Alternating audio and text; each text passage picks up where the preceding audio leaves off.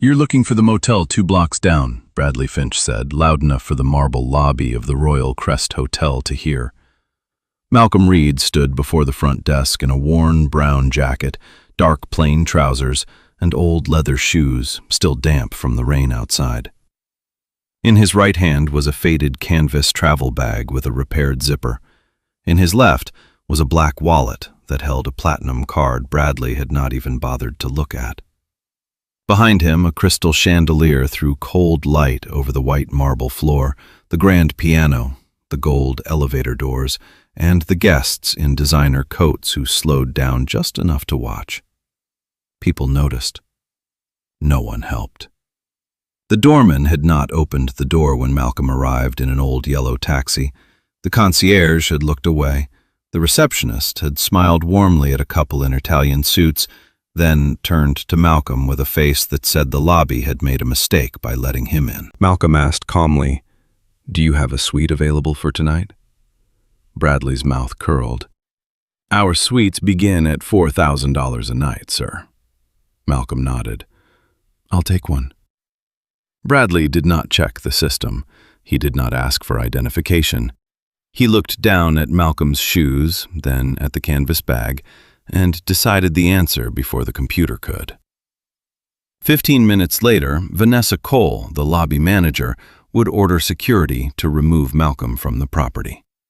15 minutes after that, the same man would walk back through the revolving doors with the corporate board, the chief legal officer, the head of human resources, and Eleanor Shaw, the woman who had finalized the hotel's acquisition that morning. And only then would Vanessa learn that the man she had thrown out was not a trespasser. He was Malcolm Reed, the new owner of the Royal Crest Hotel. But at 8:17 p.m., in front of lobby camera 3 and 23 witnesses, Vanessa still believed she was protecting the standards of a hotel that no longer belonged to people like her. That was the mistake. The Royal Crest Hotel rose above Michigan Avenue like a monument to money. 42 floors of glass, limestone, brass, and reputation. The entrance faced the Chicago River, where black cars lined the curb under heated awnings, and uniformed doormen moved with the silent precision of men trained to judge luggage before faces. Inside, the lobby was built to impress people who were difficult to impress. White Carrara marble ran wall to wall. A white grand piano sat near the lounge, playing itself through a hidden system. A chandelier made of 7,000 hand-cut crystals hung above the central seating area, scattering light across orchid arrangements, velvet chairs, and a polished brass sign that read, "The Royal Crest Hotel. Since 1928, service without compromise." Malcolm paused beneath that sign. He read it once. Service without compromise. His face did not change. Rainwater slid from the collar of his jacket. His travel bag rested against his leg. A small silver keychain hung from it, scratched almost smooth with age.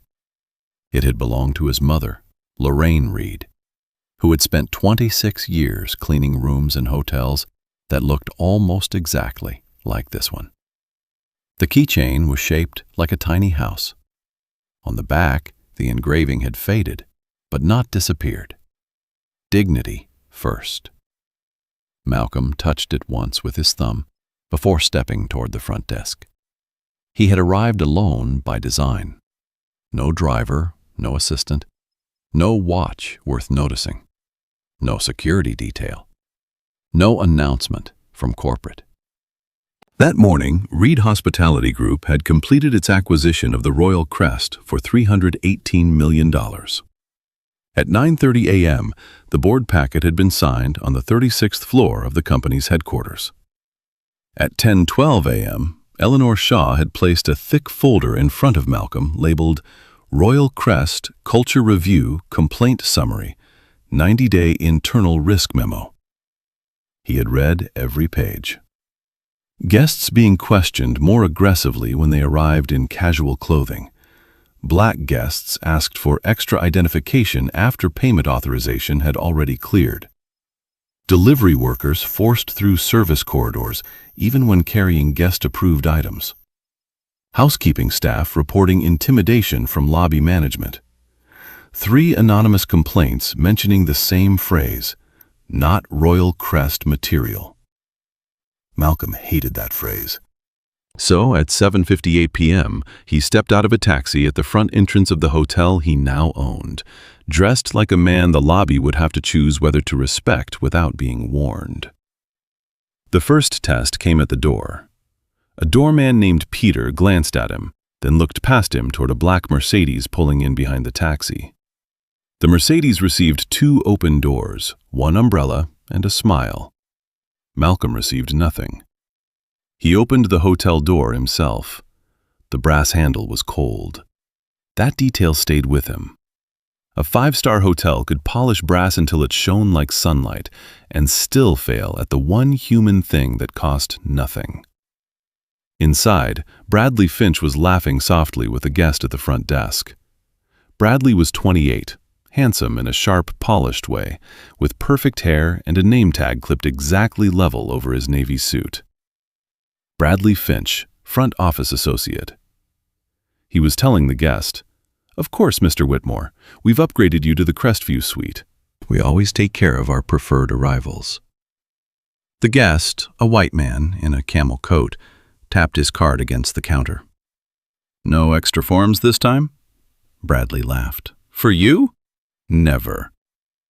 Malcolm stood 5 feet away and heard it. So did a housekeeper crossing the lobby with a linen cart. Her name tag read, "Lena Ortiz, Housekeeping."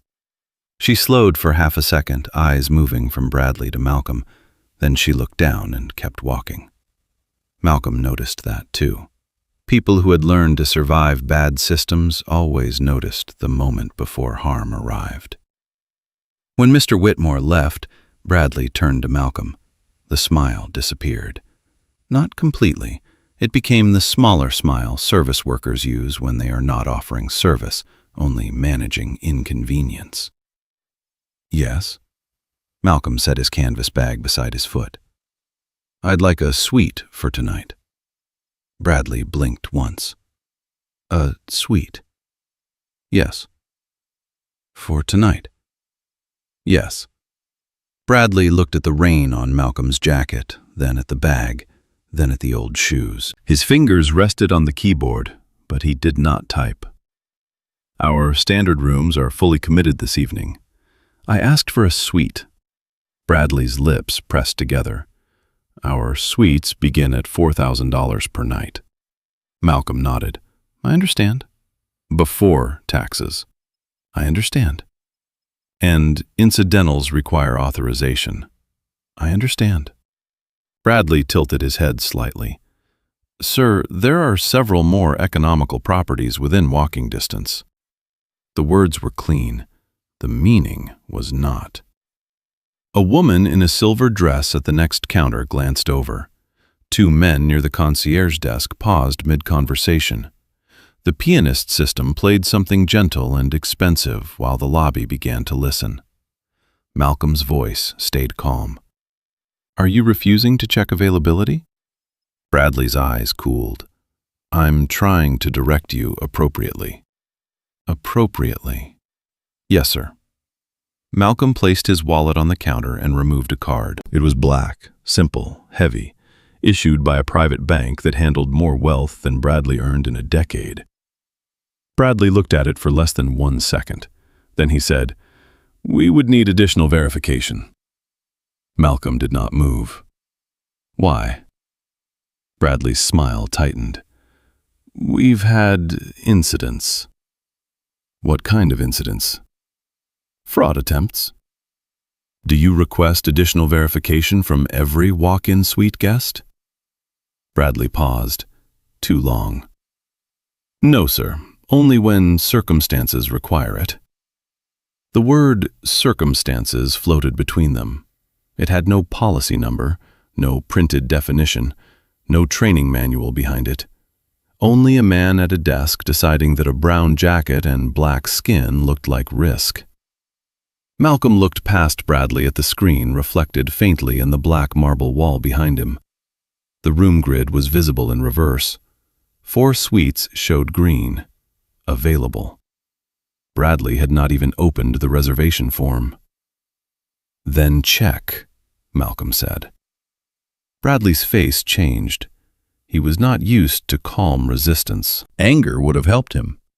Anger could be written down as aggression. Loudness could become disturbance. But Malcolm gave him nothing usable, so Bradley reached for something higher. One moment, he stepped away and spoke into the desk phone in a low voice. Malcolm heard only pieces. "Walk in?" "Suite request." Not comfortable. Could escalate. Lena Ortiz had stopped near the hallway leading to the elevators. Her cart was beside her. She was folding a towel that did not need folding. Her eyes remained on the front desk.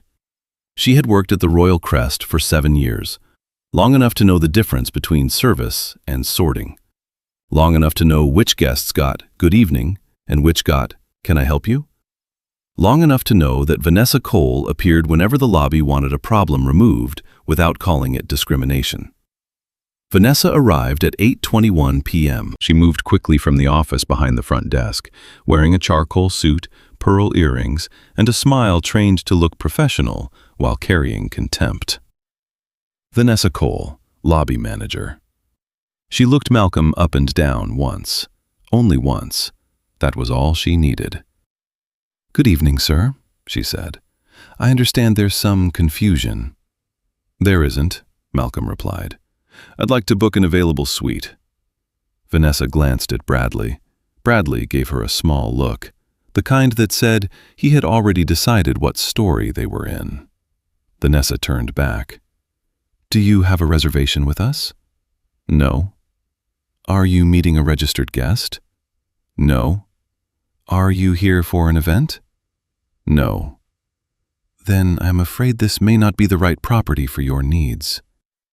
Malcolm looked at the Royal Crest sign behind her. "My needs are a room and professional service." Her smile did not move. "We maintain a very specific guest environment here." A few people in the lobby turned more openly now. A man near the lounge lowered his newspaper. The woman in the silver dress whispered something to her companion. Malcolm asked, "What does that mean?" Vanessa's eyes sharpened. "It means we are careful." "Careful with whom?" "Sir, please don't make this uncomfortable." Malcolm almost smiled. Not because anything was funny, because he had heard that sentence before.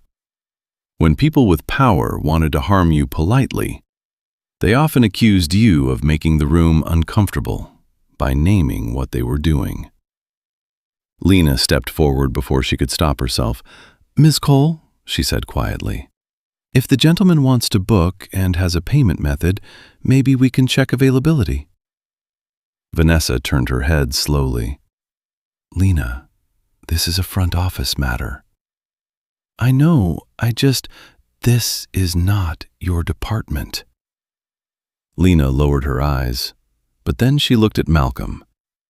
"Would you like some water, sir?"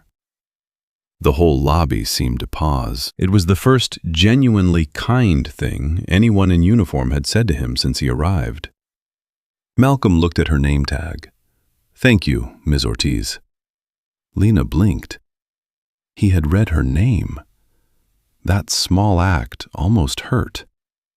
In the Royal Crest, many guests knew how to summon people. Few bothered to see them. Vanessa noticed the exchange and disliked it immediately. "Lena," she said, voice colder, "return to your floor." Lena hesitated. Then she pushed the cart slowly toward the elevator, but not before looking back once. That look said apology. It also said witness. Malcolm turned back to Vanessa. "I'll ask once more. Are there suites available?" Vanessa's smile vanished.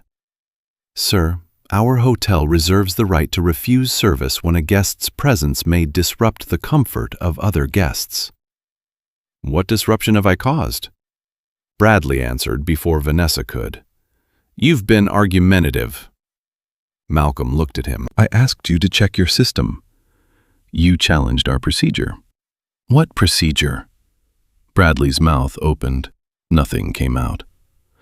A man from the lounge stood and walked toward Vanessa. He wore a navy blazer, no tie, and the expression of someone used to being listened to quickly. I'm sorry, he said to Vanessa, not to Malcolm. Is everything all right? My wife and I are trying to enjoy the lobby, and this is becoming distracting. Vanessa's posture changed instantly. Of course, Mr. Davenport, we're handling it. Malcolm looked at the man. Davenport did not meet his eyes. That was the second kind of insult, the kind where someone participates in your removal while pretending not to see you. Vanessa turned back to Malcolm. Sir, I'm going to ask you to leave. The lobby became very quiet. Malcolm's face remained still.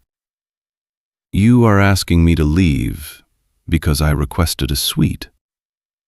I am asking you to leave because you are creating a disturbance. He looked around. No raised voice, no threat. No overturned chair, no profanity. Only a black man standing calmly at the desk with money they refused to verify. Can you state the policy? Malcolm asked. Vanessa's cheeks flushed. Excuse me? The policy under which you are removing me? Bradley shifted behind the desk. Vanessa lifted her chin. Guest conduct protocol. Which section? Her jaw tightened. This is not a courtroom. No, Malcolm said. It's a hotel. For a second, something almost like recognition flashed across Vanessa's face.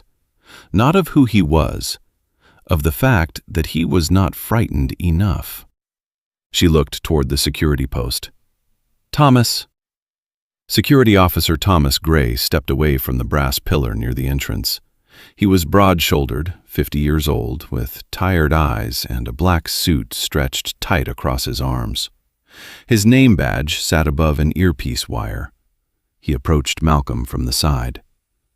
Sir, you need to come with me. Malcolm looked at him. Have I threatened anyone? Thomas avoided his eyes. Management has asked you to leave. That wasn't my question. Thomas exhaled. Don't make this harder. There it was again. The request that the person being mistreated make the mistreatment easier. Thomas placed one hand lightly on Malcolm's upper arm. The lobby saw it. Lobby camera 3 saw it. Lino Ortiz, standing half hidden by the elevator bank, saw it. Malcolm looked down at Thomas's hand. His voice became quieter. I advise you to remove your hand. Thomas froze. Something in Malcolm's tone did not match the jacket, the bag, or the shoes. But Vanessa was watching. Bradley was watching. Guests were watching. And Thomas had spent too many years learning that obedience was safer than judgment. He removed his hand, but stepped closer. Please exit the property. Malcolm looked at Vanessa. Is this your final decision? Yes. Are you certain? Vanessa's mouth curled. Completely. Malcolm nodded once. Then he picked up his canvas bag. The wheels of someone's designer suitcase squeaked across the marble behind him. The chandelier light flashed across the brass sign, Service without compromise. The words looked different now. As Malcolm walked toward the revolving doors, Bradley muttered, just loud enough for the desk to hear, Unbelievable what people try. Vanessa did not correct him. Thomas followed 2 steps behind Malcolm until he reached the entrance. The doorman opened the door this time, not out of respect, out of relief. Rain blew in from Michigan Avenue. Malcolm stepped outside beneath the awning, turned once, and looked back through the glass at the lobby of the hotel he had purchased that morning. Inside, Vanessa was already smoothing her blazer. Bradley was smiling again. Thomas returned to his post. Lena stood near the elevator, hands clenched around a towel, looking as if she had just watched something break and had no authority to pick up the pieces. Malcolm took out his phone. For the first time that night, his face changed, not with anger, with decision. He dialed Eleanor Shaw. She answered on the second ring. "Malcolm?" He looked up at the glowing sign of the royal crest. "I've seen enough." A pause, then Eleanor's voice sharpened. "What happened?" "They removed me from the lobby." Silence. Then, "Who?" "Front desk, lobby manager, security." "Are you safe?" "Yes." "What do you want me to do?" Malcolm watched Vanessa laugh at something Bradley said behind the desk. "Bring the board team. Legal, HR, compliance, and the acquisition file." "Now?" Malcolm's eyes stayed on the lobby. "Now." He ended the call.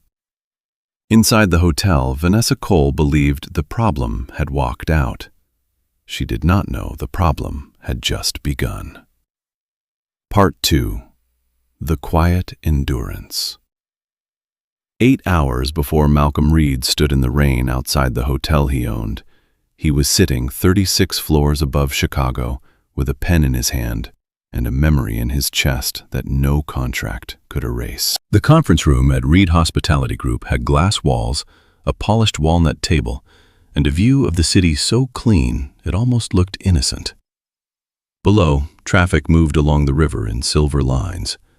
Above, the morning sky pressed pale light against the windows. On the table in front of Malcolm lay a purchase agreement, thick enough to look like a trial transcript. Royal Crest Acquisition, Final Closing Package. Purchase price, $318 million. Effective control transfer, 10 a.m. Central Time. Asset ID, RCG-CHI-1928. Eleanor Shaw sat across from him with her reading glasses low on her nose. At 62, she had spent 30 years fixing the problems powerful men created while calling them strategy. She was Malcolm's chief operating officer, closest advisor, and the only person in the company who could interrupt him without softening the sentence first. "You don't have to do this personally," she said. Malcolm did not look up from the complaint summary. "Yes, I do." "No, you don't. We can send an audit team. They'll perform for an audit team. We can send mystery guests. They'll perform for anyone who looks like a mystery guest." Eleanor folded her hands. "And what exactly do you plan to look like?" Malcolm looked at the old brown jacket draped over the chair beside him. "Like someone they think they can ignore." Eleanor sighed. That meant she was worried. The folder beside the contract was thinner, but Malcolm had read it more carefully.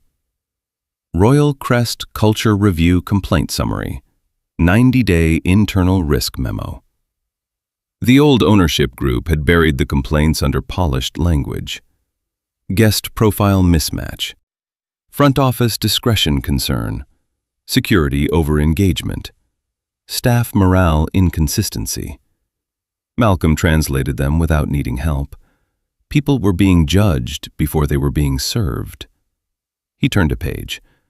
Complaint 14. Guest reported being asked for additional identification after card authorization cleared. Guest notes. Other guests were not asked.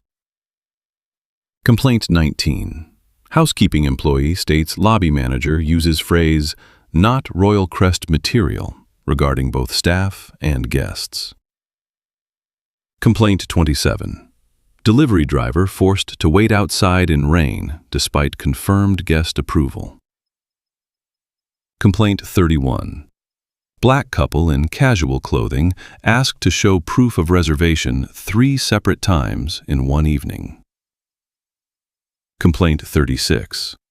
Employee states complaints against lobby leadership are redirected before reaching corporate. Malcolm stopped on the last line. Redirected. That was a quiet word for buried. He closed the folder. Eleanor watched him. "You're thinking about your mother." He said nothing. That was answer enough. Lorraine Reed had cleaned hotel rooms before Malcolm could spell the word hospitality. She worked at the old Mayfair Grand on Wabash Avenue.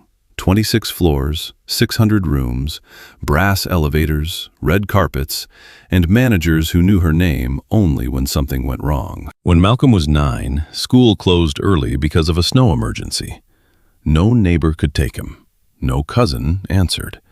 So Lorraine brought him to work and told him to sit quietly near the employee lockers until her shift ended. But the heat in the basement was broken. So after 3 hours, one of the older housekeepers took pity on him and let him sit in the lobby near a side column, where he could see his mother pushing a cart toward the elevator. He remembered the marble. He remembered the smell of lemon polish. He remembered how every guest seemed to move as if the building had been built around their comfort. Then a lobby manager saw him, a thin man with a red tie and a voice like a closing door. "Whose child is this?" Malcolm had stood up immediately. His mother came rushing from the elevator with a stack of towels in her arms. "I'm sorry, Mr. Harlan. School closed early. He won't bother anyone." The manager looked at Malcolm's coat, too small at the wrists, his cheap sneakers, his backpack with one broken strap. "This lobby is not a waiting room for staff children," Lorraine lowered her head. "Yes, sir." Malcolm never forgot that. Not the words, not the guests pretending not to hear, not the way his mother apologized for him existing in a beautiful room. Outside in the alley behind the hotel, Lorraine knelt in the snow and buttoned his coat with cracked hands. He was crying, but not loudly. She wiped his face with her thumb. "Listen to me," she said. "Don't let the way people treat you in their house convince you that you don't belong in the world." He asked, "Why did you say sorry?" Lorraine looked back at the service door. Then she said the sentence that stayed with him longer than any business school lesson. "Because sometimes dignity is not what they give you. It is what you carry out with you." That night, Malcolm made a promise he never told anyone. One day, he would own places with marble floors. And no child, no worker, no ordinary-looking person would be made to feel like dirt on them. But promises made in childhood can become complicated after success. That was what scared him. He had built Reed Hospitality Group from one renovated roadside inn into a company with 23 properties across 7 states. He knew revenue per available room. He knew investor pressure. He knew brand positioning. He knew luxury standards. And he knew luxury could become cruelty if the wrong people were allowed to define it. At 10 a.m., the acquisition became official. At 10:12, Eleanor slid another document across the table. Royal Crest Transition Plan, Immediate Priorities. Brand Continuity. Staff Retention Review. Guest Experience Audit. Culture and Compliance Assessment. Malcolm looked at the last line. "Who knows I'm going tonight?" "You, me, legal, and the board transition team," Eleanor said. "No one at the hotel?" "Good." "I still don't like you going alone." "I won't be alone." Eleanor raised an eyebrow. He tapped the folder. "They'll have cameras, policies, witnesses, their own behavior." "That assumes they behave badly enough to reveal themselves." Malcolm's expression did not change. "They will." It was not cynicism, it was experience. At 6:45 p.m., Malcolm stood in the bedroom of his apartment and removed every visible sign of wealth. The watch went into the drawer. The tailored coat stayed in the closet. The Italian shoes remained on the rack. He put on the brown jacket he had kept for years, its collar worn soft, its right cuff slightly frayed. He chose plain dark trousers and old leather shoes. Then he took the faded canvas travel bag from the top shelf. Inside the bag were 3 things: a clean shirt, a notebook, and the small silver house keychain that had belonged to Lorraine Reed. Dignity first. His mother had carried that keychain when she worked double shifts. After she died, Malcolm found it in a drawer with old pay stubs, prayer cards, and a photograph of the two of them standing outside a hotel where she had cleaned rooms but never once been invited to enter through the front door. He clipped it to the canvas bag. Then he looked at himself in the mirror. Not poor, not rich, just ordinary enough for people to reveal what they thought ordinary deserved. At 7:11 p.m., Eleanor called. "Last chance to let me send someone with you." "No. At least take a car." "I'm taking a taxi." "Malcolm, if they only open the door because I arrive correctly, I learn nothing." Eleanor was silent for a moment. Then she said, "Call me the second something feels unsafe." "I will. I mean it." "I know." Her voice softened. "Your mother would be proud of why you're doing this." Malcolm looked at the keychain. "I hope she'd be proud of how I do it." At 7:58 p.m., the taxi pulled up to the Royal Crest. The driver, an older man named Saeed, glanced in the mirror. "You staying here?" Malcolm looked at the glowing entrance. "That depends." Saeed smiled politely, unsure what that meant. The fare was $18.70. Malcolm tipped him $30. Saeed looked surprised. "Thank you, sir." "Drive safe." When Malcolm stepped out, rain hit his shoulders. The taxi pulled away. For 3 seconds, he stood alone at the curb with his canvas bag, watching the hotel staff greet everyone except him. A black Mercedes arrived behind him. The doorman moved immediately. 2 umbrellas opened. 2 doors swung wide. 2 guests stepped onto the covered entrance without a drop of rain touching them. Malcolm waited. No one came. He looked up at the hotel's gold letters, the Royal Crest. Then he opened the door himself. Now, standing outside again at 8:31 p.m., after being removed from his own lobby, Malcolm felt the same cold brass from childhood return through memory. Only this time, he was not a child. And this time, his mother would not have to apologize. Inside the lobby, life resumed too quickly. That was one of the cruelest things about public humiliation. The victim carried the wound out. The room adjusted the flowers and kept shining. Vanessa Cole returned to the front desk with a small breath of satisfaction. "Document it as attempted disturbance," she told Bradley. Bradley nodded, still smiling. "Do you want me to flag him if he comes back?" "He won't." Thomas Gray resumed his position near the entrance and pretended not to notice his own hand still felt warm from where it had touched Malcolm's arm. Near the elevator bank, Lena Ortiz stood beside her linen cart. She had not moved. Her fingers were clenched around the edge of a folded towel. Vanessa saw her. "Lena?" Lena looked up. "Yes, Miss Cole." "You are on 26th through 30. Why are you still in my lobby?" Lena swallowed. "I was concerned." "About what?" "That gentleman was calm. He only asked for a room." Bradley made a small sound behind the desk. Vanessa turned fully toward Lena. "You do not know what front office deals with." "No, ma'am." "You do not know fraud patterns." "No, ma'am." "You do not know how quickly one wrong person can affect the comfort of high-value guests." Lena's face flushed. "No, ma'am." Vanessa stepped closer. "Then learn this. Your job is rooms, towels, turn down. Mine is protecting the hotel." Lena looked down, but she said very softly, "From guests?" Vanessa's eyes narrowed. "What did you say?" Lena's heart pounded.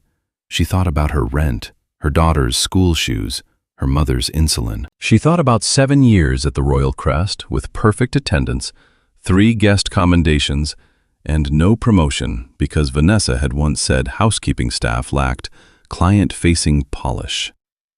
She should have apologized. Instead, she lifted her eyes. "I said he was a guest until we decided he wasn't." Bradley went still. Thomas looked over. Vanessa's face hardened.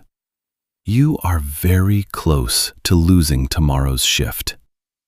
Lena nodded once, not because she accepted it, because fear had not disappeared, but regret was beginning to become heavier. Outside, under the awning, Malcolm watched the exchange through the glass. He could not hear the words, but he saw Lena standing alone. He saw Vanessa leaning toward her. He saw Bradley watching with the easy comfort of someone who had always been safer behind another person's power. Malcolm's phone buzzed. Eleanor. "We're 6 minutes away," she said. "How many?" "Legal, HR, compliance, 2 board members, and security liaison. I also have the acquisition control notice and the employee conduct file." "Good." "Malcolm, what exactly did they do?" He watched Thomas laugh at something Bradley said. "They mistook cruelty for standards." Eleanor was quiet. Then she said, "Then we correct the standard." At 8:38 p.m., 3 black vehicles turned onto Michigan Avenue. At 8:39, they pulled beneath the awning. At 8:40, Eleanor Shaw stepped out first. She wore a black suit, carried a leather folder, and moved with the kind of authority that made doormen open doors before knowing why. Behind her came Martin Yates, Chief Legal Officer, Priya Nair, Head of Human Resources, Daniel Cho, Internal Compliance Director, and 2 members of the Transition Board. This time, the doorman moved quickly, too quickly. Malcolm watched it happen. Then he stepped from the edge of the awning into the light beside Eleanor. The doorman's face changed. He recognized the man from 15 minutes earlier, but he still did not know enough to be afraid. Eleanor looked at Malcolm. "Ready?" Malcolm looked through the glass. Vanessa was still at the desk. Bradley was still smiling. Lena was still standing near the elevator with a towel in her hands, looking as if the night had not let her breathe. Malcolm touched the silver keychain on his bag. Dignity first. Then he said, "Let's go in." Part 3. The pressure escalates. The revolving doors of the Royal Crest Hotel turned again at 8:41 p.m. This time, the lobby noticed. Not because Malcolm Reed entered first. He did not.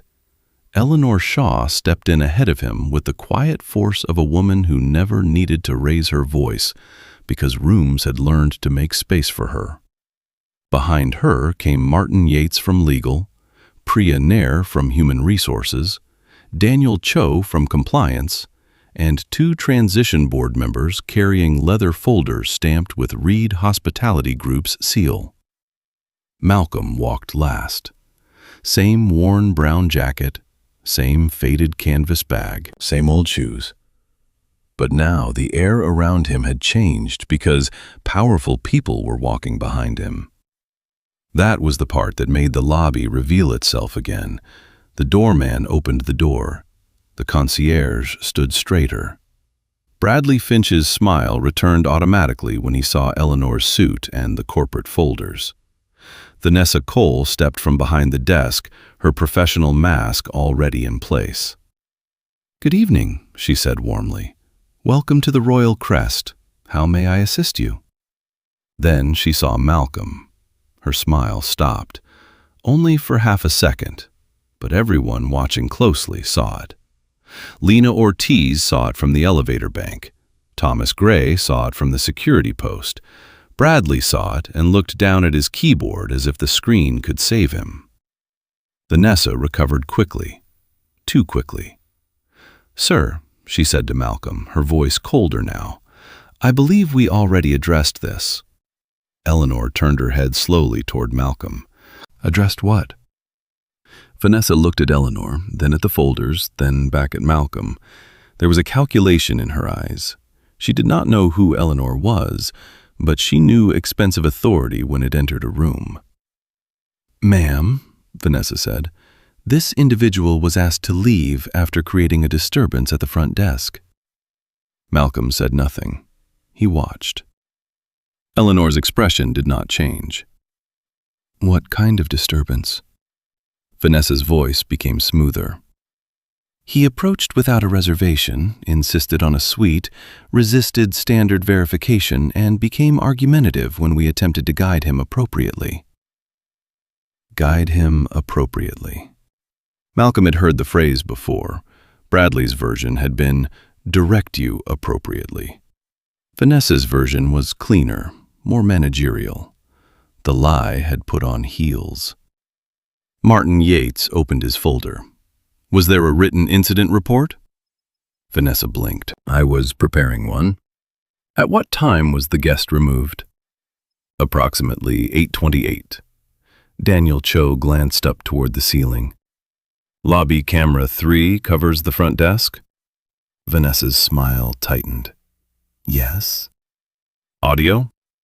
Yes, for security review. Good, Daniel said. That word moved through the lobby like a warning. Vanessa looked at Malcolm again, and for the first time, uncertainty entered her face. But arrogance returned faster. May I ask who you are? She said to Eleanor. Eleanor removed a document from her folder.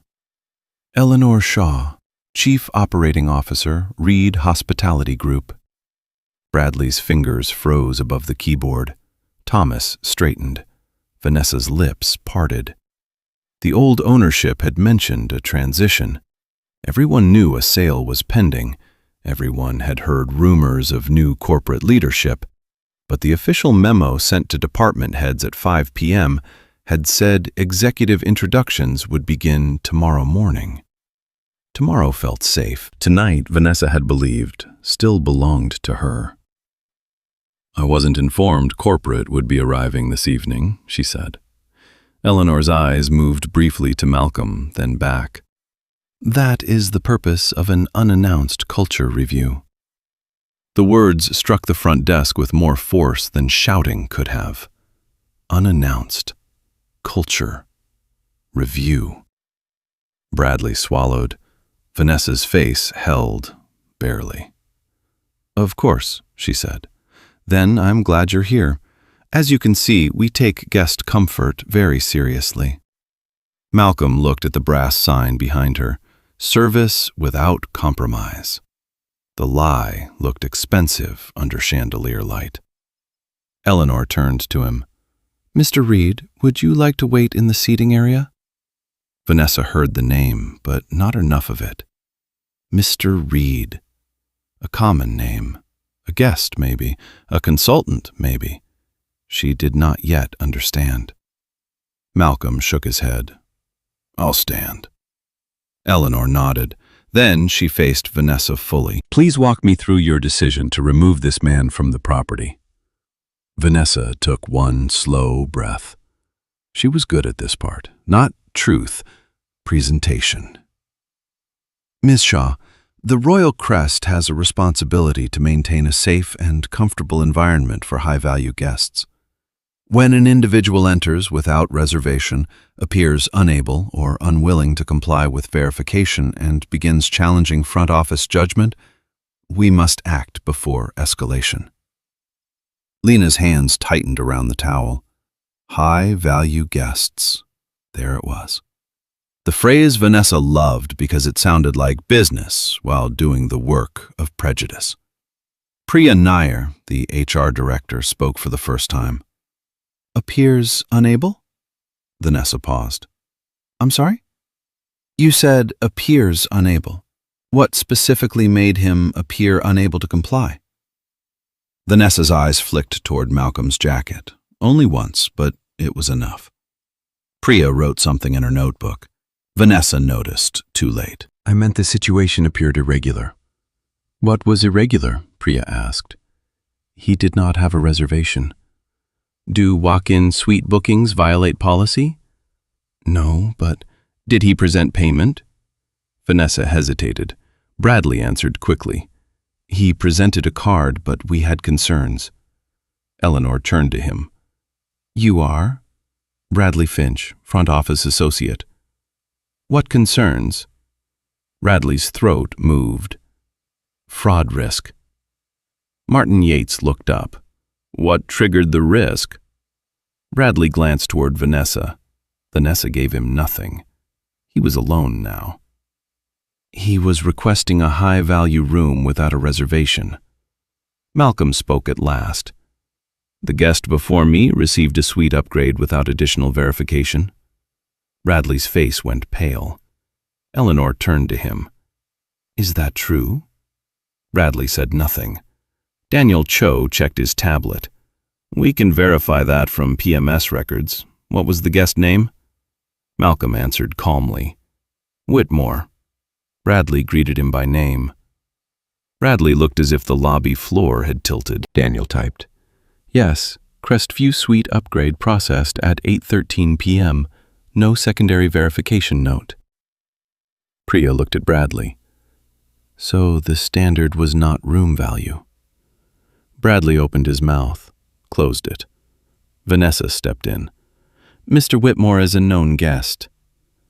And this gentleman was unknown, Priya said. Yes. Unknown means less worthy of service? No, of course not. Then why did unknown become unwelcome? Vanessa's cheeks colored. The lobby had become quieter than before. Guests near the lounge were openly watching now. Mr. Davenport, the man who had complained minutes earlier, stood halfway behind his wife, as if proximity to her could hide his involvement. The concierge pretended to arrange brochures, but his hands had stopped moving. Lena remained near the elevator, afraid, watching, remembering every time she had swallowed words because rent was due. Eleanor turned slightly. Ms. Ortiz. Lena startled. Vanessa's head snapped toward her. Ms. Ortiz, Eleanor repeated gently. You were present? Lena looked at Vanessa. That look contained 7 years. 7 years of early shifts, late turndowns, holiday weekends, guest compliments, ignored promotion requests, and warnings delivered in the tone of favors. Vanessa's eyes said, Be careful.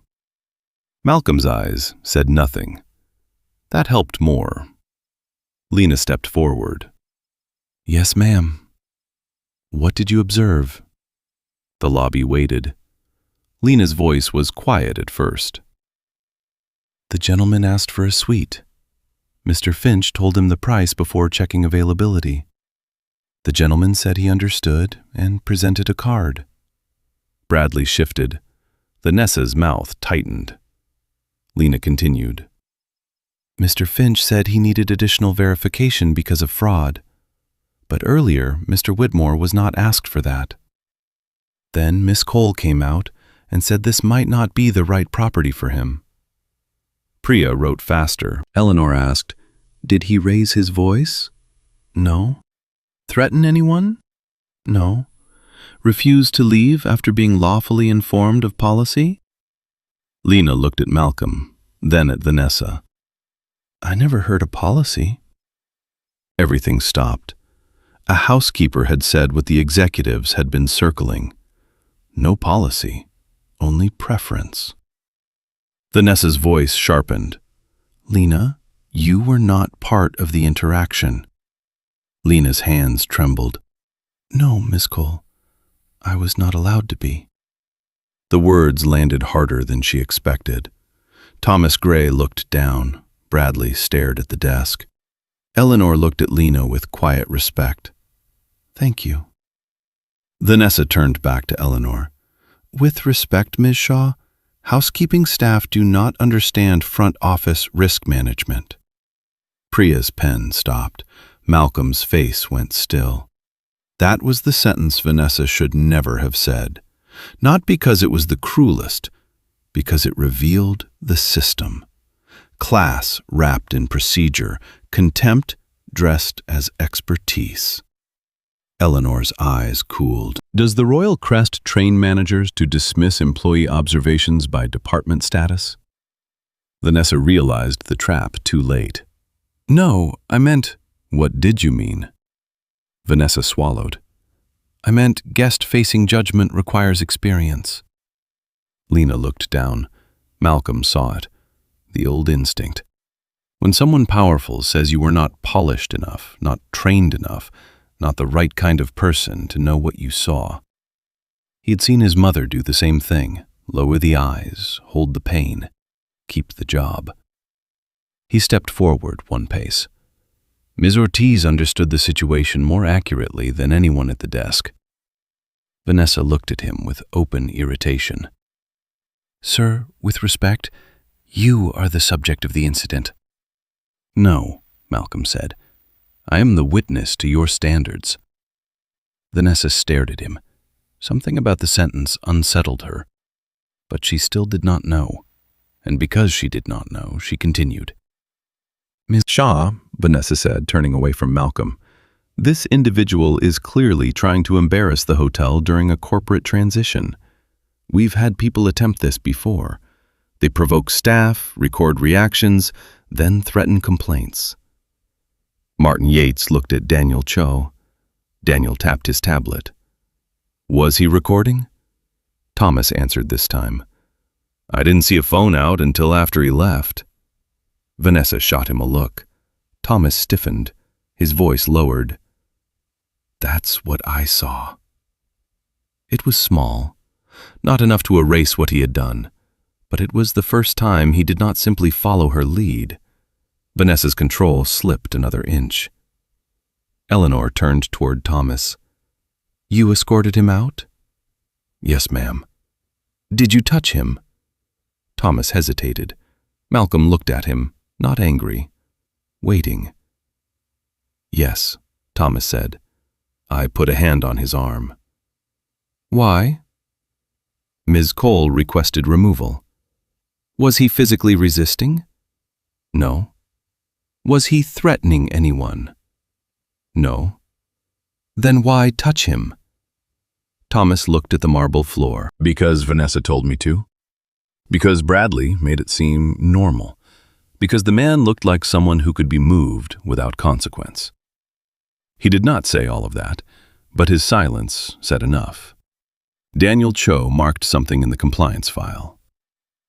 Case note, RCG-RC-0817. Physical contact without documented threat. Vanessa saw the case number. Her face paled. Are you opening an investigation? Eleanor replied, We are continuing one. The lobby changed again. Continuing, not beginning. Vanessa heard it. Bradley heard it. Thomas heard it. Lena heard it too. Eleanor opened the thicker folder. For 90 days before acquisition close, Reed Hospitality Group reviewed guest complaints, employee statements, internal retention data, and unresolved conduct reports. The purpose of tonight was to test whether the patterns described in those records were isolated incidents or active culture. Vanessa's lips parted. You used him as a test? Malcolm answered. I used myself as a mirror. No one spoke. The sentence settled beneath the chandelier. Vanessa tried to recover. With respect, this is unfair. Staff should be told when ownership changes. You were told, Eleanor said. At 5 p.m., all department heads received the transition memo. Vanessa's eyes flickered. And that memo instructed leadership to uphold normal service standards during the transition? Eleanor continued. Not perform for executives. Not change behavior for auditors. Normal service standards. Priya looked up. Were you the manager on duty when Complaint 31 was filed? Vanessa's face froze. What complaint? Priya read from her file. Black couple in casual clothing asked for proof of reservation 3 times after payment authorization. Date, August 4th. Manager note, guest became defensive when routine verification was explained. Vanessa's voice tightened. I don't recall. Complaint 27, Priya continued. Delivery driver forced to wait outside in rain despite guest approval. Manager note. Driver created visual disruption near entrance. The doorman looked away. Complaint 19. Employee states phrase, "not Royal Crest material," used regarding staff and guests. Lena's eyes lowered. She had heard that phrase more than once. Eleanor looked at Vanessa. Do you recall that one? Vanessa did not answer. Bradley shifted behind the desk. Priya turned slightly toward him. Mr. Finch, your name appears on 4 front office complaints involving inconsistent verification requests. Bradley's face went blank. I was following training. Who trained you? He looked at Vanessa. There it was, the line connecting behavior to culture. Vanessa saw him look and knew he had betrayed her without speaking. She turned toward Eleanor. This is being taken out of context. The Royal Crest is a luxury property. We cannot treat every person who walks in as if they belong in a $4,000 suite. Malcolm looked at her. The lobby seemed to inhale. Eleanor did not speak. Priya did not speak. Martin did not speak. Because Vanessa had finally said the thing clearly. Not every person belongs. The marble floor, the chandelier, the gold elevator doors, the velvet chairs, all of it had been arranged around that belief. Malcolm took one slow step forward. Who decides who belongs? Vanessa turned to him sharply. You are not part of this review. Eleanor closed her folder. Yes, she said. He is. Vanessa looked irritated now, almost reckless. Then he can submit a statement like everyone else. Malcolm looked at the service sign, the desk, the door where he had been removed, the camera that had recorded every word. Then he looked at Lena. She was standing straighter now, still afraid, but straighter. He thought of Lorraine Reed outside the Mayfair Grand, kneeling in snow, telling him dignity was what you carried out when others tried to strip it from you. He had carried it out. Now he had brought it back. Eleanor stepped beside him. Ms. Cole, she said, her voice clear enough for the entire lobby. Before this goes any further, you need to understand who you removed from this hotel. Vanessa's expression tightened. What does that mean? Bradley looked from Eleanor to Malcolm. Thomas took one step away from the security post. Lena covered her mouth. And Malcolm Reed stood beneath the crystal chandelier, still in the worn brown jacket Vanessa had mistaken for proof that he did not belong. Eleanor opened the acquisition folder. Then she said, This is Malcolm Reed. Part 4. The Reveal and Authority Shift. This is Malcolm Reed, Eleanor Shaw said. For 1 second, the name did not land, not fully. It moved through the lobby like a sound heard underwater, touching faces before meanings attached to it. Bradley Finch stared at Malcolm's worn brown jacket, then at Eleanor's corporate folder, then back at Malcolm's face. Thomas Gray's posture changed first. Security people understood power shifts faster than most because their jobs depended on knowing who could give orders and who could end them. The doorman near the entrance stopped breathing normally. Vanessa Cole did not move. She only blinked. Then she gave a small laugh, not because anything was funny, because denial was the last elegant thing she had left. I'm sorry, she said. Malcolm Reed as in... Eleanor's voice stayed level. Founder and chairman of Reed Hospitality Group, effective 10 a.m. today, controlling owner of the Royal Crest Hotel. The lobby went silent. A glass clinked somewhere near the lounge. The self-playing piano continued for 2 notes, then stopped as if even the machine understood the room had changed. Malcolm stood beneath the chandelier in the same damp jacket Vanessa had judged 15 minutes earlier. Same canvas bag, same old shoes, same calm face. But now everyone saw what their eyes had refused to see. He had not become different. They had only become informed. That was the shame. Vanessa's lips parted, but no sound came out. Bradley's face had drained of color. He looked at the reservation screen as if he could crawl inside it and disappear. Thomas Gray lowered his eyes. Mr. Davenport, the guest whose complaint had helped Vanessa justify the removal, turned slowly away from the lounge as though the orchids beside him had suddenly become fascinating. Lena Ortiz stood near the elevator with one hand over her mouth. She was not smiling. She was not celebrating. She looked stunned, but also frightened, because systems did not become safe just because the truth walked in wearing authority. Malcolm looked at Vanessa. "You told me not to come back." Her throat moved. "Mr. Reed, I didn't know. That I owned the hotel?" The question was quiet, too quiet. Vanessa swallowed. "Yes, no.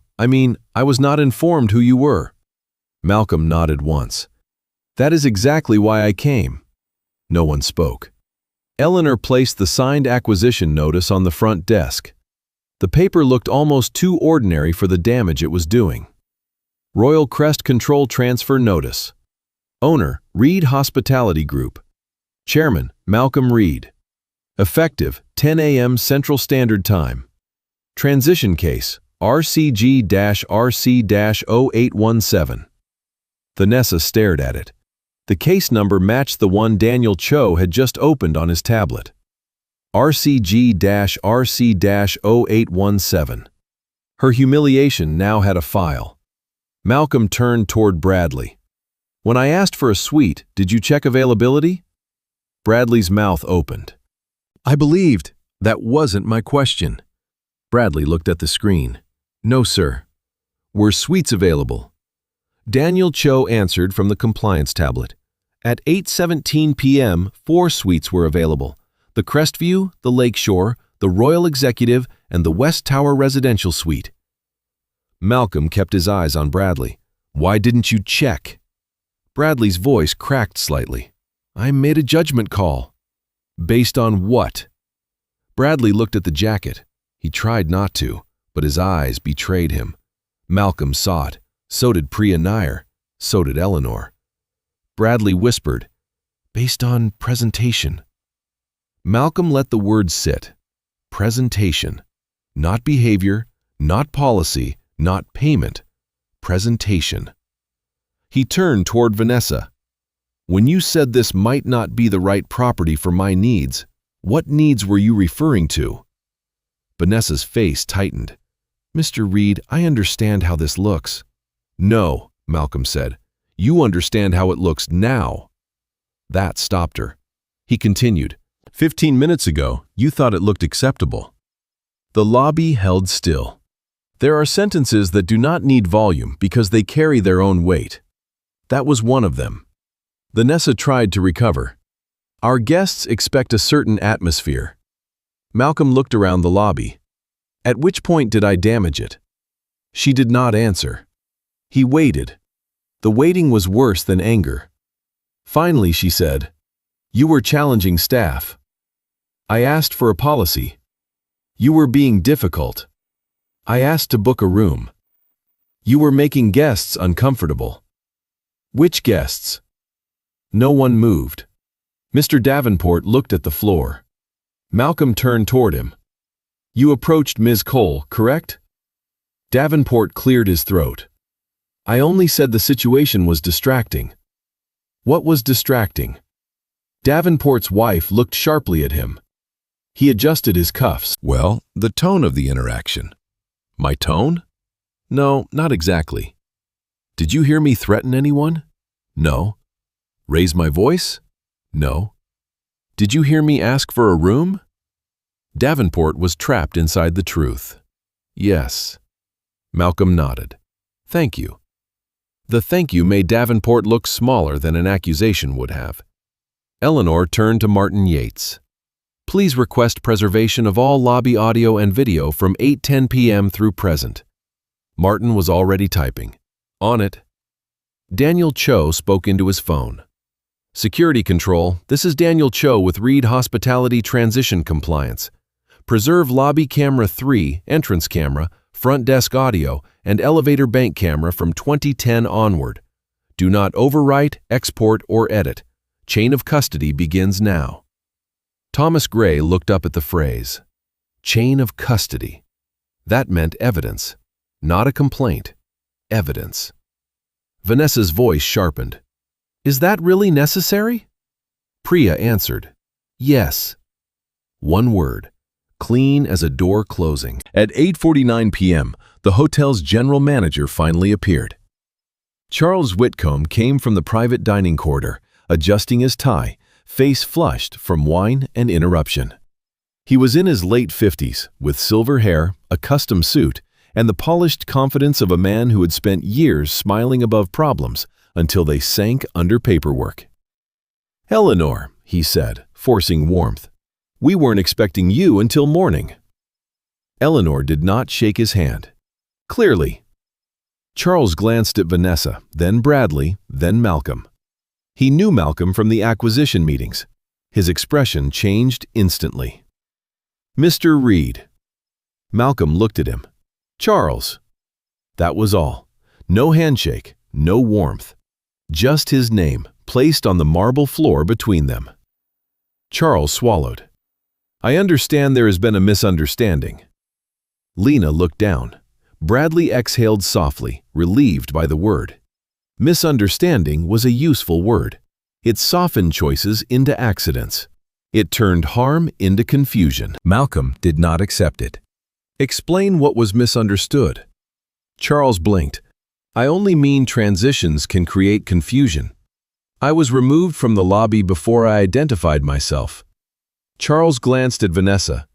I'm certain Ms. Cole was acting in accordance with property standards. Eleanor's eyes narrowed. Have you reviewed the camera? No. Spoken to witnesses? No. Checked the reservation system? No. Then why are you certain? Charles had no good answer.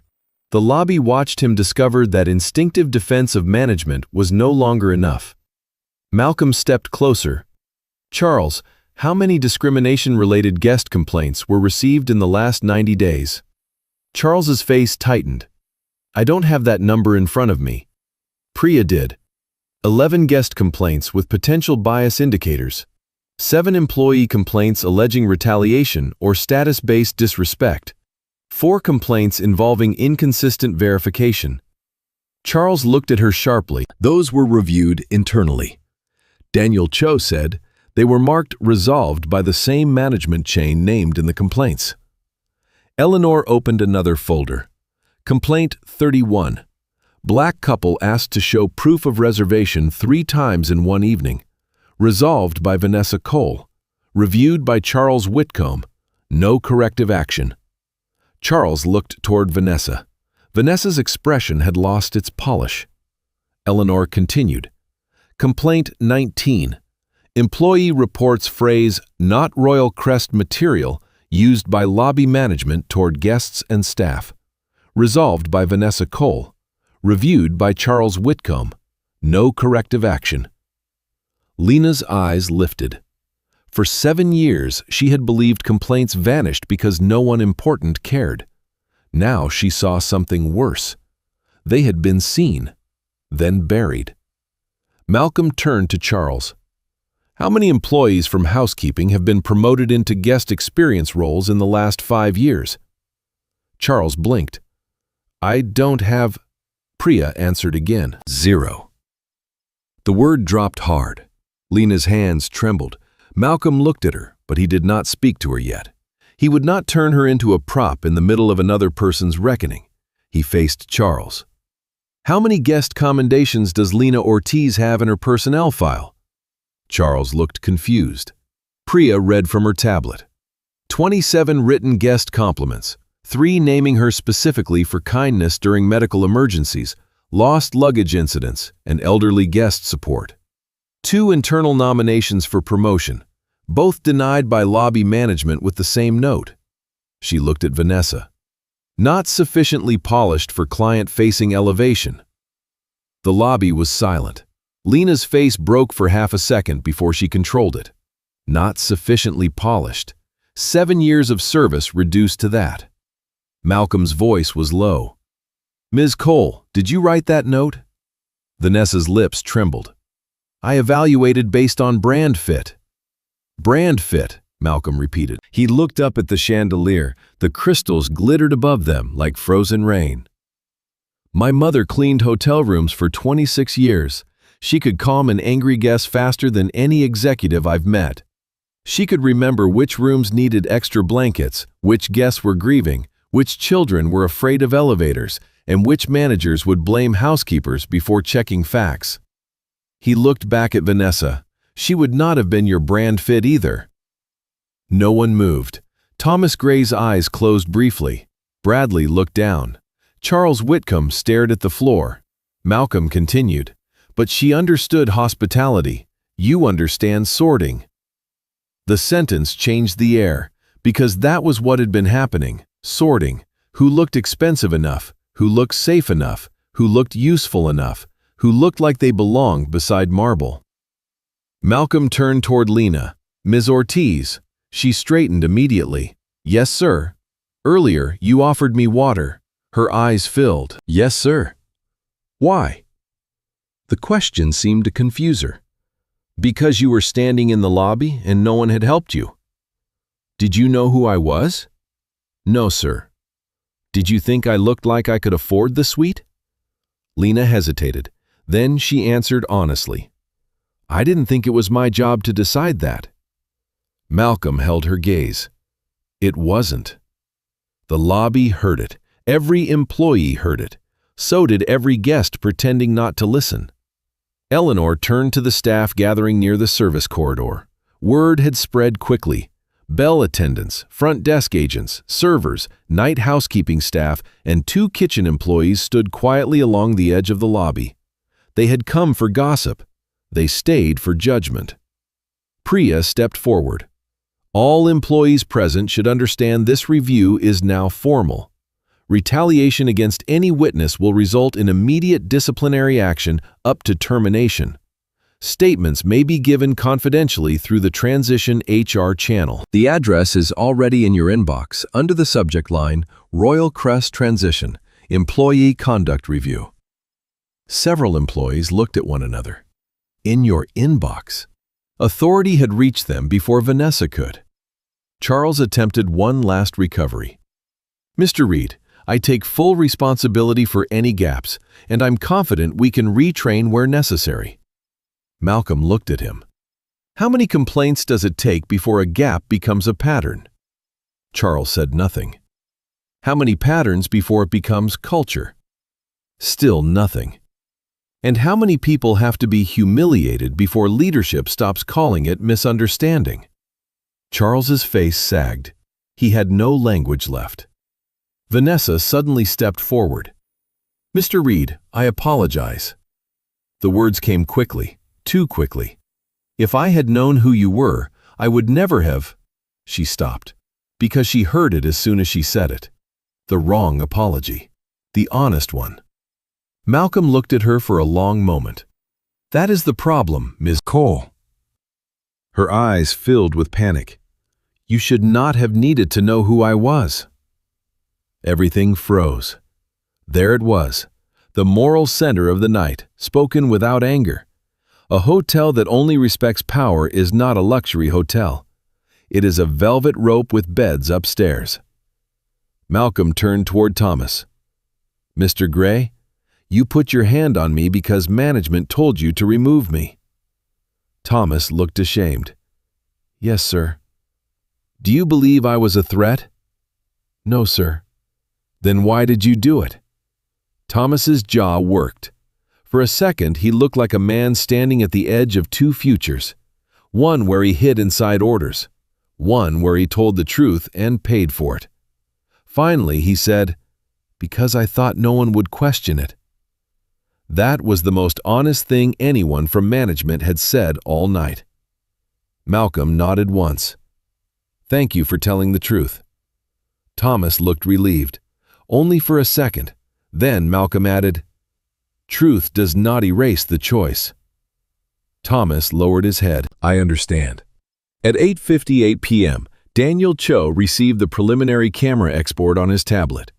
He plugged it into the lobby display behind the front desk, the screen usually used for weather, room promotions, and restaurant reservations. The footage opened. Malcolm entering alone. The doorman ignoring him. Bradley greeting Mr. Whitmore warmly. Bradley turning cold. The visible room grid reflected behind him. Vanessa arriving. Lena offering water. Thomas placing a hand on Malcolm's arm. Bradley muttering as Malcolm left. The lobby watched itself become evidence. Bradley whispered, "I didn't think the audio was that clear." Daniel looked at him. "It is." On the screen, Bradley's voice played through the speakers. Unbelievable what people try. The words echoed across the same marble where he had said them. This time, no one laughed.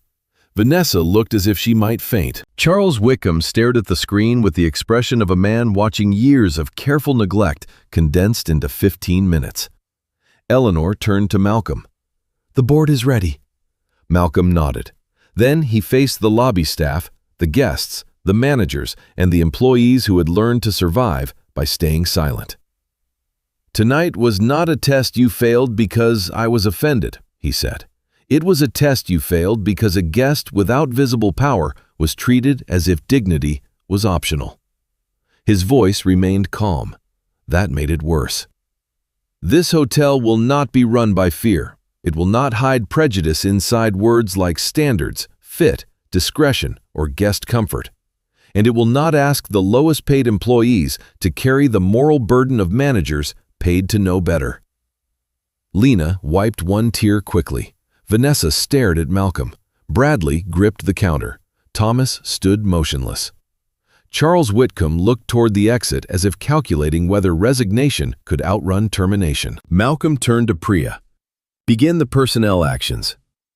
Priya opened a folder. The title was printed in black across the first page. Royal Crest Conduct Review. Recommended terminations and suspensions. Vanessa saw it. Bradley saw it. Charles saw it. And in that moment, they understood something that should have been clear the second Malcolm walked through the door. The hotel had not been protecting standards. It had been protecting people who confused cruelty with luxury. And now the protection was gone. Part 5. The Reckoning, Legacy, and Cité. Priya Nair opened the personnel folder at 9:03 p.m. No one moved. Not Vanessa Cole, not Bradley Finch, not Thomas Gray, not Charles Whitcomb, the general manager who had arrived late and still somehow believed this could be converted into a training issue, a misunderstanding, a paragraph in an internal memo that died quietly before morning. Malcolm Reed stood in the center of the lobby with his canvas bag beside him, the silver keychain catching a small piece of chandelier light. Dignity first. He did not look pleased. That was what made the moment different. There was no revenge in his face, no excitement, no satisfaction in watching people panic. Only disappointment sharpened into action. That was worse for them, because anger can pass, action remains. Priya looked at Vanessa. "Vanessa Cole, effective immediately, your employment with the Royal Crest Hotel is terminated for discriminatory service practices, misuse of managerial authority, retaliation risk toward subordinate staff, and violation of Reed Hospitality Group's guest equity standards." Vanessa's face went white. "Terminated?" "Yes." "You can't do that without a full review." Martin Yates, the legal officer, answered.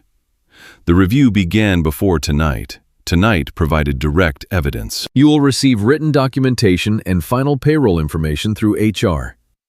Vanessa looked at Malcolm. "Mr. Reed, please, I made a mistake." Malcolm's voice remained calm. "No, a mistake is entering the wrong room number. What happened tonight was a choice supported by a pattern." Her eyes filled. "If I had known who you were." "You keep saying that," Malcolm said. She stopped. He stepped closer, not threatening, not loud, just close enough that she could no longer speak to the title instead of the man. "You did not fail because you didn't recognize the owner. You failed because you thought there was a kind of person you were allowed to humiliate. Vanessa's mouth trembled, but no answer came. Priya turned to Bradley. Bradley Finch, your employment is terminated effective immediately for refusal of service without policy basis, inconsistent verification practice, false characterization of guest conduct, and documented derogatory comment after removal. Bradley gripped the counter. I was following the culture here. Malcolm looked at him. A bad culture does not excuse the people who enjoy enforcing it. Bradley looked toward Vanessa, but Vanessa was no longer powerful enough to protect him. That was the thing about borrowed cruelty. The moment the system collapses, everyone holding it discovers they are holding nothing. Priya turned next to Thomas Gray.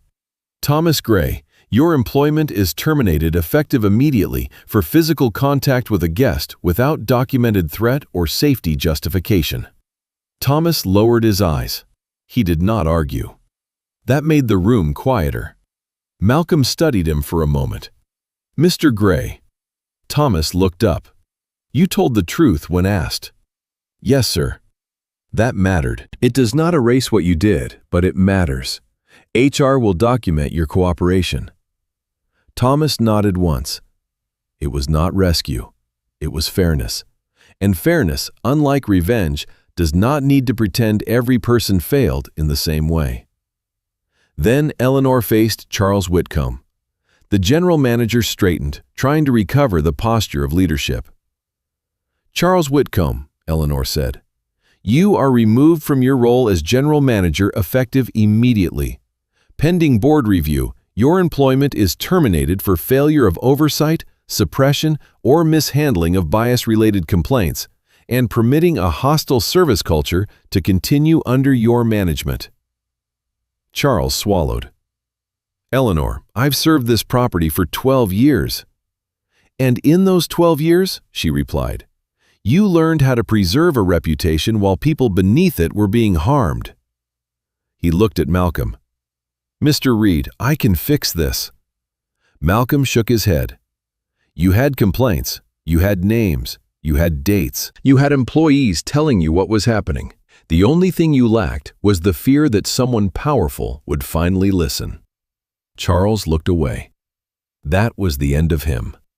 By 9:18 p.m., the lobby had become something between a courtroom and a mirror. Employees stood along the edge of the marble floor. Some were frightened. Some were relieved. Some looked ashamed because they had laughed before they understood who was being hurt. Guests whispered near the lounge, but no one dared turn the moment into entertainment now. Malcolm stepped toward the center of the lobby. He did not raise his voice. He did not need to. Everyone listen carefully. The staff straightened.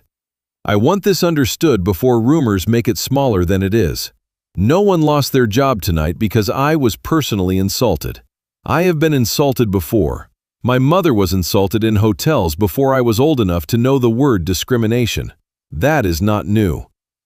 The room was still. What happened tonight matters because it revealed a system. A guest was judged by clothing, by luggage, by arrival method, by race, and by assumptions about money before anyone checked the actual facts. He looked toward the front desk. There were suites available. Bradley lowered his head. There was a payment method presented. Vanessa stared at the floor. There was no threat. Thomas closed his eyes briefly. There was no policy. Charles said nothing. Malcolm turned toward the employees, and the person with the least power in the lobby was the only one who remembered what hospitality means. Every eye moved to Lena Ortiz. Lena froze. She looked terrified. Malcolm understood that fear. He had seen it in his mother's face every time someone praised her work but ignored her humanity. He turned toward her gently. Ms. Ortiz, please come forward. Lena stepped out from beside the elevator bank, still holding the folded towel like a shield. Yes, sir. How long have you worked at the Royal Crest? 7 years? In those 7 years, how many times have you been promoted? Her eyes dropped. Never, sir. Priya glanced at her file. 27 guest commendations, 3 internal nominations, 0 advancement. Malcolm looked at Lena. Do you want to remain at this hotel? She looked surprised by the question. Yes, sir, I do. I love this place. Or, I loved what I thought it could be. That answer reached him, because it was not polished. It was true. Malcolm nodded. Starting tomorrow, if you accept, you will enter a paid leadership development track as acting guest experience supervisor. Your role will be to help rebuild the standard of service in this hotel from the ground up. You will report to interim management and HR, not to the old lobby chain. Lena covered her mouth. I don't have front desk training. We can train systems, Malcolm said. We cannot train someone to care if they have chosen not to. Her eyes filled. Thank you, Mr. Reed. No, he said. Thank you for offering water to a man no one else wanted to see. For the first time that night, the lobby's silence did not feel cold. It felt human. At 9:37 p.m., Eleanor announced the immediate operational changes. The Royal Crest would enter a 30-day culture reset under Reed Hospitality Group supervision. All guest verification procedures would be standardized and logged through the property management system. Any secondary ID or payment review would require a written policy reason visible to compliance. Lobby staff would complete mandatory anti-bias and de-escalation training before returning to unsupervised shifts. A third-party employment mediator would open confidential channels for staff complaints. Past guest complaints from the previous 12 months would be re-reviewed. Promotion decisions from housekeeping, security, food service, and front office would be audited for bias. No more buried complaints. No more not Royal Crest material. No more standards without accountability. Martin Yates sent a preservation notice to hotel security, corporate legal, and the transition board under the subject line, Urgent. RCG-RC-0817. Lobby Incident Evidence Hold. Daniel Cho began collecting witness statements. Priya Nair stood near the service corridor and gave employees the direct HR address. Several staff members began typing on their phones before she finished speaking. That was how Malcolm knew the problem had been waiting for permission to be named. At 10:06 p.m., Vanessa stood near the entrance with her personal items in a small box security had brought from the office. She no longer looked like the woman who had ordered Malcolm out. She looked smaller, not because she had lost dignity, because she had lost the illusion that power was the same thing. She stopped near him. Mr. Reed, he turned. I really am sorry. He waited. She swallowed. I thought I was protecting the hotel. No, Malcolm said. You were protecting an image of the hotel that required some people to feel unwelcome. Vanessa's eyes shone. I didn't think of it that way. That is why you are leaving. The words were firm, not cruel. She nodded slowly. Then she walked out through the same doors she had ordered opened for him. The doorman opened them. This time, nobody thanked him for it. Bradley left 5 minutes later, pale and silent. Thomas left after giving a written statement. Charles Whitcomb stayed longest, signing transition paperwork under Martin's supervision, watching the lobby he once controlled continue without him. At 11:12 p.m., when the last of the former managers had gone, Malcolm stood alone near the brass sign. Service without compromise. Lena approached carefully. Mr. Reed? Yes? I'm sorry for what happened. You didn't do it. I know. But I watched it happen before tonight. Not to you, to others. Her honesty made him turn fully toward her. She continued. Sometimes I told myself I couldn't say anything because I needed this job. Sometimes that was true. Sometimes I was just scared. Malcolm looked at the lobby. My mother was scared too. Lena's voice softened. She worked in hotels? Housekeeping, 26 years. Was she treated well? He touched the silver keychain. Not often enough. Lena looked at it. That's hers? Yes. What does it say? Malcolm turned the worn engraving toward the light. Dignity first. Lena read the words quietly. Then she nodded as if accepting a responsibility. 3 months later, the Royal Crest looked almost the same from the outside. The same limestone walls, the same revolving doors, the same chandelier, the same white piano. But the lobby felt different, not softer, better. The doorman opened doors without sorting arrivals by car model. The front desk used the same verification rules for every guest, and every exception required a policy code.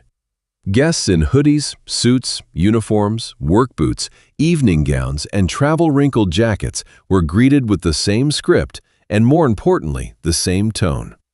A couple from Detroit arrived one Friday afternoon carrying one small suitcase between them.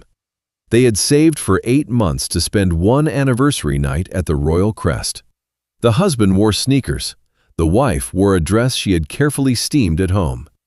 Both looked nervous at the entrance. The doorman smiled. "Welcome to the Royal Crest." At the desk, a new front office associate checked them in with patience, explained the incidental hold clearly, and offered directions to the restaurant without making them feel as if they had wandered into someone else's life.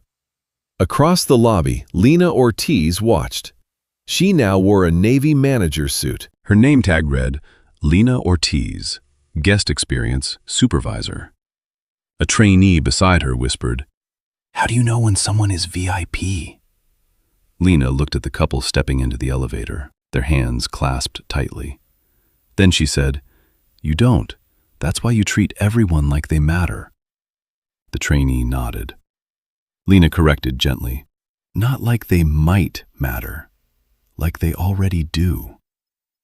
That became the first lesson in every new hire orientation. At the staff entrance, a framed photograph hung in a place where every employee passed before beginning a shift. It showed Lorraine Reed in her housekeeping uniform, smiling tiredly beside a linen cart at the old Mayfair Grand. Beneath the photo was a bronze plaque. Lorraine Reed, housekeeper, mother, teacher.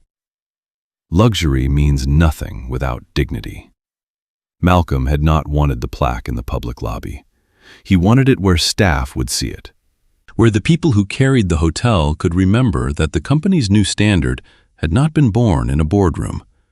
It had been born in a basement locker room, in cracked hands, in a mother kneeling in snow to button her son's coat after a manager told him he did not belong. On the first day of the new orientation program, Malcolm returned to the Royal Crest in the same brown jacket. No announcement, no executive greeting, no board team behind him. He stepped out of a taxi just as rain began falling over Michigan Avenue. The doorman opened the door. "Good evening, sir. Welcome to the Royal Crest." Malcolm looked at him. The man did not recognize him. That made the greeting matter more. Inside, a front desk associate smiled. "Good evening. How may I help you?" Malcolm set the canvas bag down. "I'd like a room for tonight." "Of course, sir. Let me check availability." The associate typed before judging. That small sound, keys clicking against a computer, felt like a repair. Lena looked up from the lobby floor and saw him. For a moment, they held each other's gaze. She smiled, not because he was the owner, because the system had passed the test that mattered. Malcolm walked toward the staff hallway later that evening and stopped before his mother's photograph. Eleanor found him there. "She would have liked this," she said. Malcolm kept his eyes on the picture. "She would have asked why it took so long." Eleanor smiled sadly. "She would have been right." He nodded. "Then we keep going." The work did not end with firing people. That was the lesson Malcolm insisted on. A bad culture is not fixed by removing one manager if the silence that protected her remains. It is not fixed by a public statement if private habits stay the same. It is not fixed by training slides that employees click through while nothing changes behind the desk. So Reed Hospitality Group changed the metrics. Guest satisfaction reports began tracking dignity indicators, not only speed and luxury preferences. Staff promotions included peer feedback, not only manager recommendations. Compliance reviewed camera samples randomly, not to punish ordinary mistakes, but to catch patterns before they became culture. Every property in the company adopted the same policy. If a guest is denied service, the reason must be documented with a specific rule, not a feeling disguised as judgment. Within 6 months, the Royal Crest's complaints dropped by 68%. Employee retention rose. Housekeeping promotions increased. And for the first time in years, the hotel's 5-star rating meant something deeper than marble, champagne, and expensive sheets. One evening, Malcolm received a handwritten note from the couple from Detroit. Mr. Reed, we saved a long time to stay one night at your hotel. We were nervous when we arrived because places like that don't always feel like they're meant for people like us. Your staff made us feel welcome from the door to checkout. We will never forget it. Malcolm folded the note and placed it beside his mother's keychain. Then he whispered, "We're getting there." That night, the story people told was simple.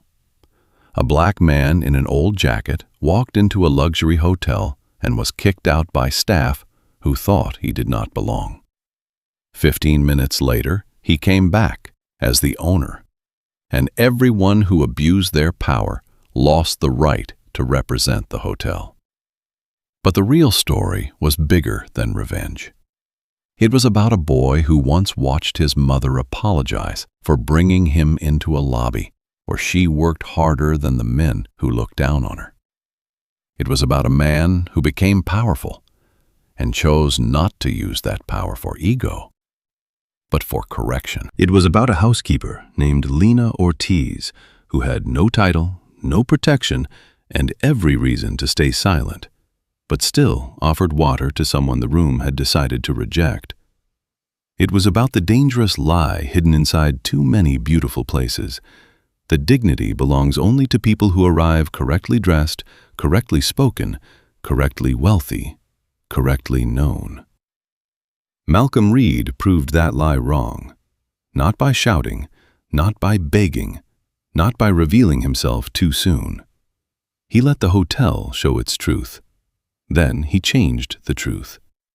Because luxury is not the chandelier, it is not the marble floor, it is not the sweet price, the valet line, the piano, the velvet chairs, or the gold letters above the door. Luxury without dignity is only decoration. A real 5-star hotel is measured by what happens when someone walks in who cannot help your reputation, impress your staff, or make your lobby look expensive. Do they still get respect? Do they still get patience? Do they still get service? Do they still get seen? If this story made you think of someone who was judged before they were known, write their name in the comments. If you have ever been treated like you did not belong in a room you had every right to enter, share this with someone who needs to remember that dignity is not granted by uniforms, money, or titles. And subscribe for more stories where the overlooked reveal the truth, the arrogant face consequences, and justice begins the moment one person refuses to look away. Because sometimes, the person they push out the door is not powerless. Sometimes he owns the building. And sometimes, the real test of a place is not how it treats the rich man everyone recognizes. It is how it treats the stranger in the rain.